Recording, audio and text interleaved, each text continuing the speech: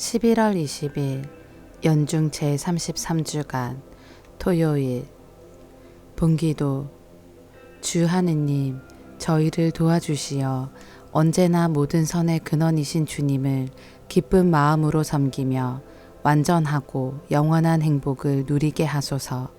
성부와 성령과 말씀의 초대. 안티오코스 임금은 자신이 예루살렘에 끼친 불행 때문에 자신에게 불행이 닥쳤음을 깨닫고 큰 실망을 안고 죽어간다고 말한다.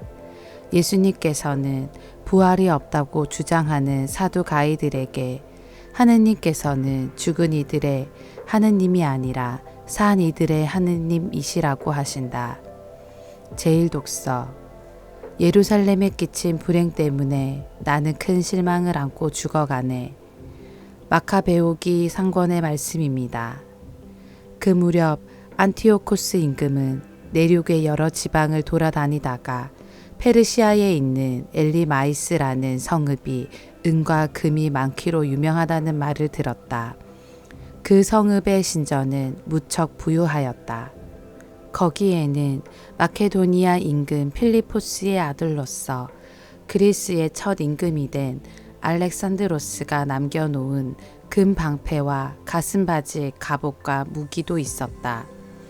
안티오코스는 그 성읍으로 가서 그곳을 점령하고 약탈하려 하였으나 그 계획이 성읍 주민들에게 알려지는 바람에 그렇게 할 수가 없었다.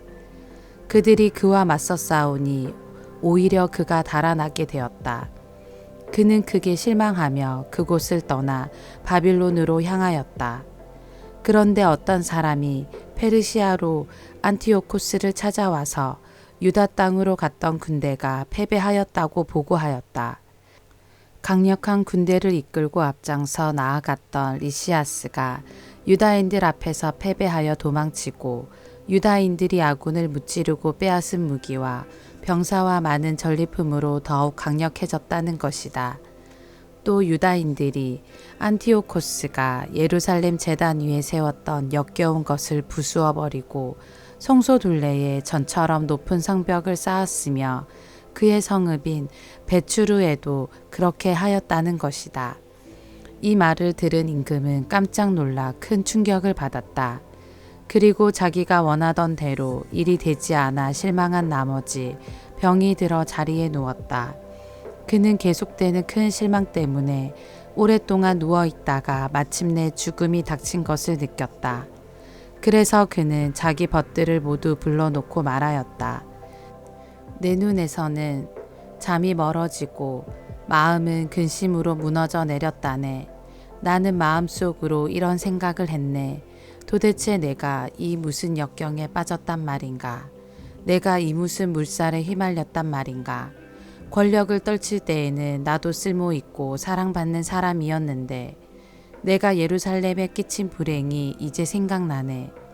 그곳에 있는 금은 기물들을 다 빼앗았을 뿐더러 까닭 없이 유다 주민들을 없애버리려고 군대를 보냈던 거야. 그 때문에 나에게 불행이 닥쳤음을 깨달았네. 이제 나는 큰 실망을 안고 이국 땅에서 죽어가네. 주님의 말씀입니다. 하느님 감사합니다. 복음. 하느님은 죽은 이들의 하느님이 아니라 산 이들의 하느님이시다. 루카가 전한 거룩한 복음입니다. 그때에 부활이 없다고 주장하는 사두가이 몇 사람이 예수님께 다가와 물었다. 스승님, 모세는 어떤 사람의 형제가 자식 없이 아내를 남기고 죽으면 그 사람이 죽은 이의 아내를 맞아들여 형제의 후사를 일으켜 주어야 한다고 저희를 위하여 기록해 놓았습니다. 그런데 7 형제가 있었습니다. 마지가 아내를 맞아들였는데 자식 없이 죽었습니다. 그래서 둘째가 그 다음에는 셋째가 그 여자를 맞아들였습니다. 그렇게 7이 모두 자식을 남기지 못하고 죽었습니다. 마침내 그 부인도 죽었습니다. 그러면 부활 때에 그 여자는 그들 가운데 누구의 아내가 되겠습니까? 7이 다 그 여자를 아내로 맞아들였으니 말입니다. 예수님께서 그들에게 이르셨다.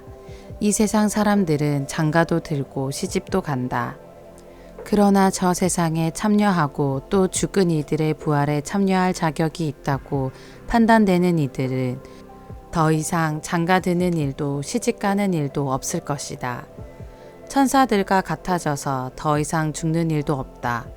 그들은 또한 부활에 동참하여 하느님의 자녀가 된다.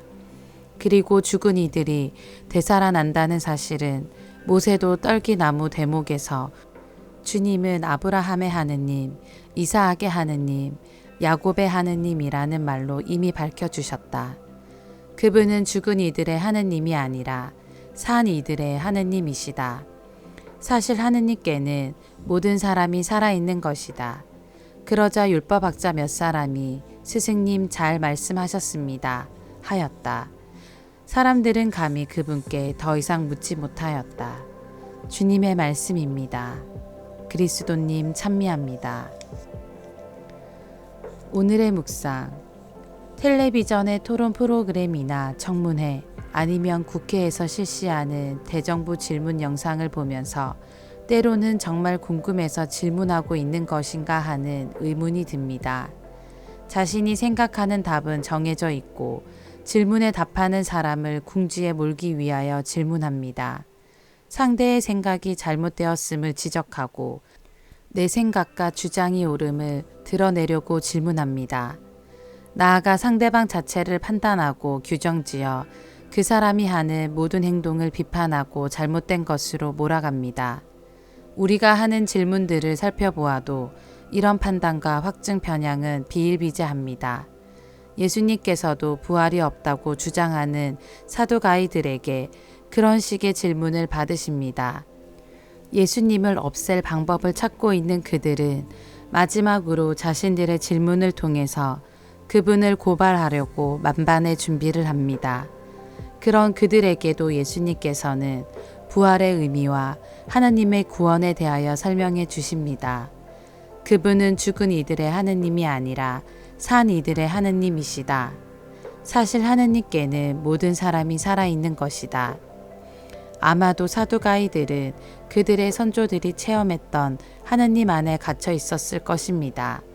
그런데 하느님께서는 예수님을 통하여 지금 여기에 우리를 찾아오시고 우리와 만나십니다. 또한 나에게만 찾아오시는 것이 아니라 우리 모두에게 찾아오십니다. 자신들의 이론과 배움, 체험과 경험에만 갇혀있던 사두가이들은 이제 제대로 볼 수도 들을 수도 없었으며 제대로 판단할 수도 없었던 것입니다. 예수님께서는 부활 논쟁으로 사두가이들을 이해시키려 하지 않으셨을 것입니다. 평생을 지녀온 그들의 신념을 예수님의 한마디로 바꿀 수는 없었을 것입니다. 다만 예수님께서는 그들에게 열린 마음, 받아들이는 여유를 바라신 것은 아닐까요? 자신이 언제나 옳을 수는 없음을 받아들이시고 자신의 나약함, 부족한 이해와 판단을 바라보라고 이야기하신 것이 아닌지 짐작해 봅니다. 그러한 열린 마음이 지금 여기에서 나와 함께 살아가시는 하느님을 느끼게 해줄 것입니다. 하느님께서는 산 이들의 살아계신 하느님이십니다. 아멘.